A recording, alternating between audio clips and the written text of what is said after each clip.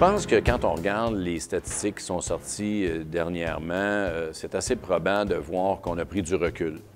Je pense que ça fait une quarantaine d'années au Québec où on a beaucoup de volonté, beaucoup d'intention. On a eu le Québec Inc. que tout le monde connaît. Je pense qu'il est temps qu'on remette le Québec Inc. à une échelle nationale. C'est un peu, on est fanatique de sport, on est fanatique de hockey, on aime la compétition dans notre fort intérieur. Mais là, il faut arrêter d'être dans l'auditoire, il faut embarquer sa glace, il faut vouloir jouer. La prospérité, c'est de sentir que les gens sont heureux autour de nous. Et ils sont heureux pourquoi? Ce n'est pas juste une prospérité financière ou une prospérité matérielle. Il faut être capable de trouver une prospérité dans un élément où les gens sont bien entre eux, sont bien à cohabiter, sont bien à collaborer, à faire évoluer la personne à côté d'eux.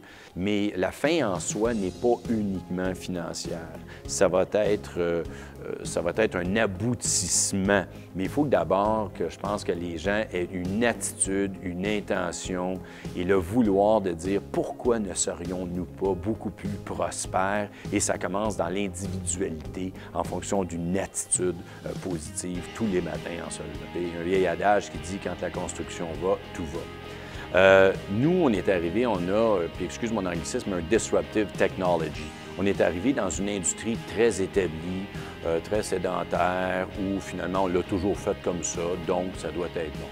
L'innovation, elle est là, mais elle est avec des éléments, des petits morceaux, des ingrédients, des produits ici et là, mais peut-être pas dans un ensemble. Alors nous, ce qu'on essaie de faire, c'est avec nos propres innovations, on a développé des brevets dans 42 pays, mais on va aussi chercher, on essaie de trouver des innovations québécoises qu'on peut amener en complémentarité à notre offre de produits qui se veut unique en termes de potentiel et en termes de, excusez encore l'anglicisme, mais de scalability à l'international.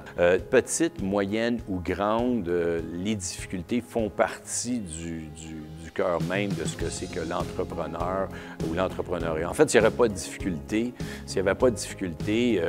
ça serait un petit peu plate. Je pense que c'est comme les athlètes, s'il n'y a pas une difficulté, s'il n'y a pas un enjeu, s'il n'y a pas une barrière, s'il n'y a pas une montagne à grimper, personne s'y intéresserait vraiment. Parce que, encore une fois, c'est dans la réalisation de pouvoir se dépasser, à contourner, sauter par-dessus les difficultés. Bien, en toute humilité, on est encore une jeune entreprise, surtout en fonction de nos ambitions. On a développé ce produit-là vraiment de A à Z avec du talent ici québécois. Notre ambition, c'est de faire une marque, littéralement, de laisser une marque à travers le monde. Donc, de là où on a déposé des brevets dans 42 pays, notre intention, c'est concrètement de pouvoir aller changer le monde de l'habitation et de changer l'habitation à travers le monde. Et je dis non pas seulement à travers le monde au niveau géographique, mais à travers le monde en fonction des habitudes de vie. Pays-là. Et aujourd'hui, je suis fier de dire que 20 de la soixantaine d'employés qu'on a viennent d'autres pays. Pourquoi? Parce qu'on va s'imprégner de leur culture pour ensuite mieux aller servir ces pays. Prospérer commence par la personne à côté de nous. Si vous aidez déjà les gens autour de vous à prospérer, bien forcément, ça va vous faire prospérer. Il faut arrêter d'être un peu égoïste. Il faut essayer d'être un petit peu plus ouvert, encore une fois, à essayer de voir comment je peux aider l'entreprise en avant de moi ou à côté de moi, ou comment est-ce que je pourrais aider le commerce, et que ce soit par l'achat local ou que ce soit même par prodiguer des intentions, des conseils ou autre. Tu sais, on est toujours, nul n'est prophète dans son pays, puis je pense que c'est quelque chose qui est très, très vrai ici au Québec.